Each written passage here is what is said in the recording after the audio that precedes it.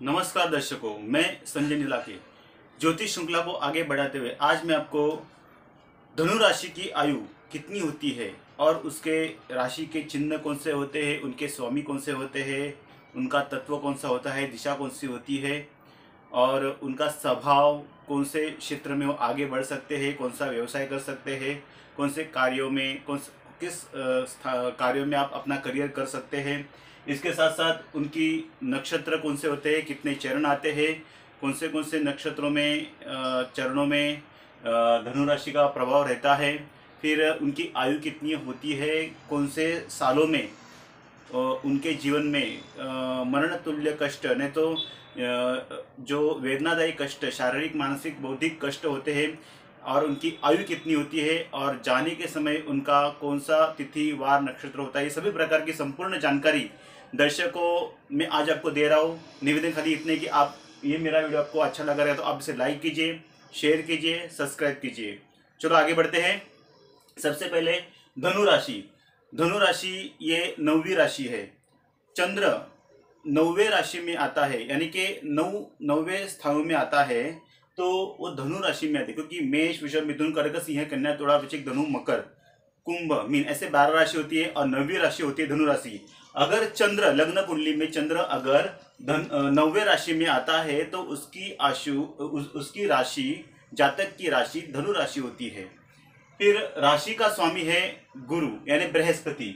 यहाँ पे मैंने लिखा है कि राशि के स्वामी होते हैं बृहस्पति, जो देवताओं के गुरु माने जाते हैं और उनका तत्व होता है अग्नि तत्व। पूर्व दिशा में होने के कारण उनका तत्व अग्नि होता है और पूर्व दिशा का संबंध उनका चिन्ह है अश्वमानव। दर्शकों, धनु राशि के देवता जो जिसकी धनु राशि है वो कौन से भगवान की उपासना करे, खास करके वो दत्तात्रेय की उपासना कर सकते हैं, नहीं तो विष्णु भगवान की उपासना कर सकते हैं। मैं आज आपको यहाँ पे बताने वाला हूँ कि धनु राशि के लोग कौन से क्षेत्र में आगे बढ़ सकते हैं, उनका कैसे स्वभाव होता है और क्या उनका उपभोग वो किस प्रकार से ले सकते हैं। दर्शकों, धनु राशि वाले लोग ये गुरु की राशि होने के कारण, बृहस्पति की राशि होने के कारण, आपको तो मालूम है गुरु ये मार्गदर्शक होता है, लोगों को मार्ग दिखाता है। जो आध्यात्मिक गुरु रहने दो, अब बचपन से लेके आज तक, जैसे कि सबसे पहले अपनी माँ गुरु होती है। माँ बच्चों को पहले चलना सिखाती है, सबसे पहले गुरु अपनी माँ होती है, फिर उसके बाद अपने पिता, फिर टीचर, स्कूल के गुरु, फिर धीरे धीरे गुरु ये अपने बदलते जाते हैं। लेकिन गुरु ऐसा है कि जो अपने को जीवन में हमेशा मार्ग दिखाता है, लेकिन उसका तत्व अग्नि होने के कारण वो थोड़ा गुस्सेला रहता है। वो अपने ऊपर गुस्से से, डांट से अपने को समझाते हैं। कभी कभी गुस्से के कारण जिसकी राशि धनु होती है वो अपने अग्नि तत्व के कारण बना बनाया काम भी बिगाड़ सकते हैं। उनका स्वभाव कैसे होता है, वो कौन से क्षेत्र में आगे बढ़ते हैं। दर्शकों, संशोधन, खोज करना, जैसे कि संशोधन क्षेत्र रहने दो, रिसर्च सेंटर रहने दो, शास्त्रज्ञ, साइंटिस्ट, ये सभी प्रकार के क्षेत्र में ये धनु राशि के लोग आगे होते हैं। उनमें लेखन कला भी रहती है, लेखनी के माध्यम से स्टोरी राइटिंग, फिल्म राइटिंग, वो अपने कला को प्रभुत्व कर सकते हैं। फिर कलाकार भी होते हैं, दिग्दर्शक होते हैं, डायरेक्टर होते हैं।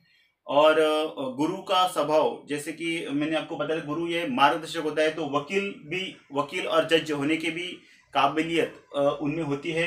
संपादक क्षेत्र में, पत्रकार क्षेत्र में संपादक, वक्ता, कम्युनिकेशन स्किल, अच्छे प्रकार से भाषण देना, इसलिए राजनीति में और नेता में वो आगे बढ़ते हैं।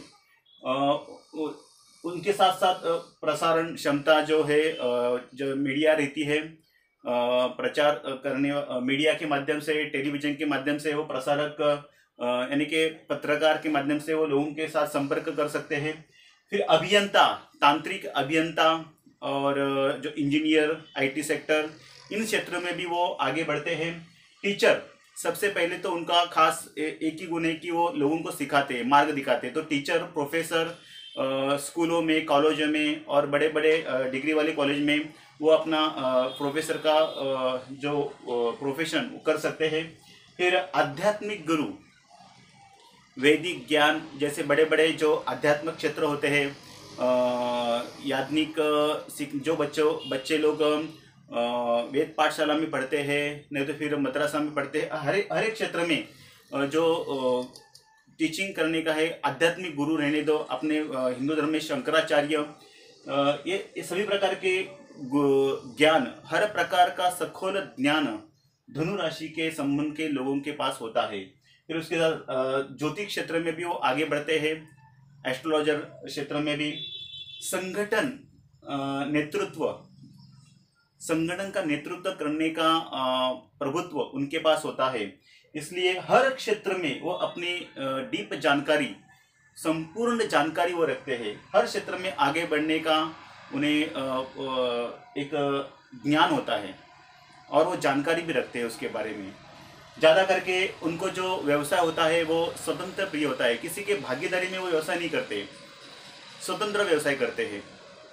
पार्टनरशिप में अगर वो व्यवसाय करते हैं तो अगर धनु राशि का तत्व होता है अग्नि तत्व, और अग्नि तत्व ये जल तत्व और पृथ्वी तत्व से संबंधित लोगों से अगर व्यापार करेंगे तो व्यापार में उनको बढ़ावा नहीं मिलता है। लेकिन वो वायु तत्व से अगर हो सके तो व्यापार करता है तो थोड़ा पर अच्छा प्रभाव उसमें दिखाई देता है। इसलिए स्वतंत्र प्रिय रहते हैं, अपने क्षेत्र में अकेले ही आगे बढ़ते हैं और स्वतंत्र प्रिय व्यक्ति होते हैं। फिर गुरु के माध्यम से वो हर लोगों को अपना मार्ग दिखाने की जिम्मेदारी लेते हैं। दर्शकों, उसके साथ साथ धनु राशि के जो लोग होते हैं, जातक होते हैं, वो कौन से नक्षत्र उनमें आते हैं, कितने चरण आते हैं। मूल नक्षत्र के 4 चरण, उनके देवता होते हैं निवृत्ति। दर्शकों, जिसकी भी आयु, जिसकी भी राशि धनु है और वो मूल नक्षत्र में अगर पैदा होता है तो जन्म लेने के बाद 27 दिनों के बाद मूल नक्षत्र की शांति करनी चाहिए, नहीं और फिर उसके बाद 15 साल के बाद भी ये शांति करना चाहिए, क्योंकि मूल नक्षत्र के स्वामी होते हैं निवृत्ति। और मूल जो है हमारे पूर्वजों के माध्यम से ये पूर्वजों का दोष भी इसमें लगा रहता है। फिर उसके बाद पूर्व आषाढ़ा नक्षत्र, उसके भी 4 चरण, उसके देवता होते हैं उदक देवता, उदक यानी कलश, फिर उदक यानी पानी। फिर उसके साथ साथ उत्तराषाढ़ नक्षत्र के 1 चरण, पहला चरण, उसके देवता है विश्वदेव। ये सभी प्रकार की जानकारी मैंने दी है दर्शकों। फिर जिस धनु राशि की जो लोग हैं उनकी आयु कितनी होती है और कौन से सालों में उन्हें संघर्षों का शारीरिक, मानसिक, भौतिक मरण तुल्य कष्ट भोगना पड़ता है, ये सभी प्रकार की संपूर्ण जानकारी मैं अभी आपको बता रहा हूँ। मानस सागर में ग्रंथों में इसका अच्छी तरह से विवेचन किया है। जिसकी राशि धनु होती है उसके वो 5 मास में उसे शारीरिक कष्ट भोगना पड़ता है। यहाँ पे मैंने लिखा है 5वें महीने में उसे शारीरिक कष्ट भोगना पड़ता है। फिर 11वें सालों में आंखों की तकलीफ, नेत्रों की पीड़ा उनमें होती है। फिर 16वें साल में पानी में डूबने का भय, जल से भय उन्हें रहता है, तो जातक को ध्यान, सावधगिरी बरतनी चाहिए। जब भी 5वें मास में शारीरिक कष्ट होता है तो वो टाइम अपने अपने देवताओं का जप करना चाहिए, अनुष्ठान करना चाहिए। उनके बच्चे हैं तो उनके माता पिता वो अनुष्ठान कर सकते हैं। 11वें साल में नेत्रों की पीड़ा के लिए ध्यान रखना है आपको। फिर 16वें साल में पानी से बच के रहना है। फिर उसके साथ साथ 24, 36, 47, 57 और 67 ये सालों में भी उनको विष प्रयोग से यानी कि उनके शरीर में विष का प्रयोग हो सकता है।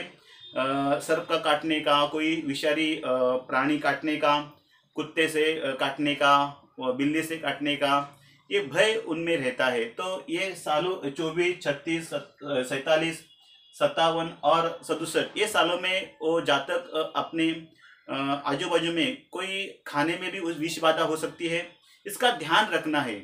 इसके कारण उसमें अतड़ियों में भी अतड़ियाँ उसमें उसके साथ साथ अतड़ियों में भी और पेट में विष के वजह से पेट दुखना, तकलीफ होना, ये सभी प्रकार के रोग उत्पन्न होने की संभावना होती है। तो जातक को ये सालों में भी जानकारी, सावधगिरी बरतना है। फिर मानस सागरी ग्रंथों के माध्यम से जातक की आयु, धनु राशि की जातक की आयु कितनी होती है, यहाँ पे मैंने बताया कि 85 वर्ष इतनी आयु मानस सागरी में इसका सही तरह से विवेचन किया है। उसी के माध्यम से मैं आपको आज बता रहा हूँ कि 85 वर्ष उनकी आयु होती है। फिर उनका जाने का समय आषाढ़ मास शुक्ल पक्ष प्रतिपदा और गुरुवार पुष्य नक्षत्र जब भी होता है तभी वो अपना देह त्याग करते हैं। वापस एक बार बताता हूँ कि 85 वर्ष उनकी आयु होती है। फिर आषाढ़ महीना शुक्ल पक्ष प्रतिपदा गुरुवार के दिन पुष्य नक्षत्र जब भी पृथ्वी के ऊपर होता है तो अपना वो देह त्याग करते हैं। दर्शकों खाली ये देखना चाहिए कि कुंडली के अंदर चंद्रमा कैसे है। धनु राशि के कुंडली के अंदर अगर चंद्रमा के ऊपर शुभ ग्रहों की दृष्टि हो तो वो चंद्र पावरफुल होने के कारण उसकी आयु और भी बढ़ सकती है। और ये भी जो भी साल मैंने बताए हैं, ये सालों में जो भी संकट है उसमें जीवन में आती है तो उसका प्रभाव भी थोड़ा फर्क कम होता है। अगर किसी के कुंडली के अंदर चंद्रमा अगर चंद्रमा का बलाबल नहीं है, चंद्रमा शुभ राशि की दृष्टि चंद्रमा में नहीं है, तो जातक को कौन से उपाय करने चाहिए। दर्शकों सबसे पहले देखना चाहिए कि धनु राशि का स्वामी होता है बृहस्पति यानी गुरु। तो गुरु का जाप आप कर सकते हैं, ओम बृहस्पते नमः, नहीं तो फिर ओम गुरुवे नमः, इसका जाप आपको करना है।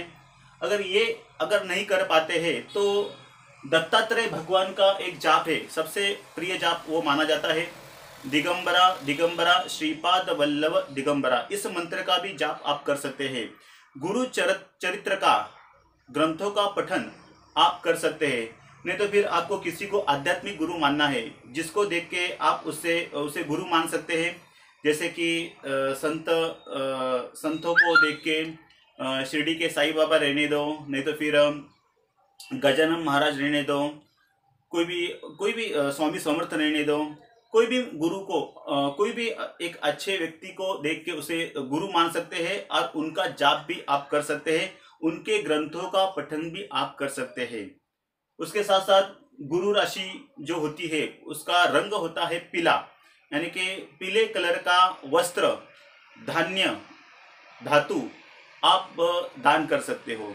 जिसका गुरु कमजोर होता है वो व्यक्ति ये पीले प्रकार के पदार्थ यानी कि वस्त्र, पीला शर्ट किसी गुरु के दत्तात्रेय भगवान के किसी ब्राह्मण को, संत को, महात्मा को और किसी गरीब को आप ये पीला वस्त्र, धान्य, पीला धान्य यानी एक तो चना दाल, नहीं तो फिर तुअर दाल आप दान कर सकते हो।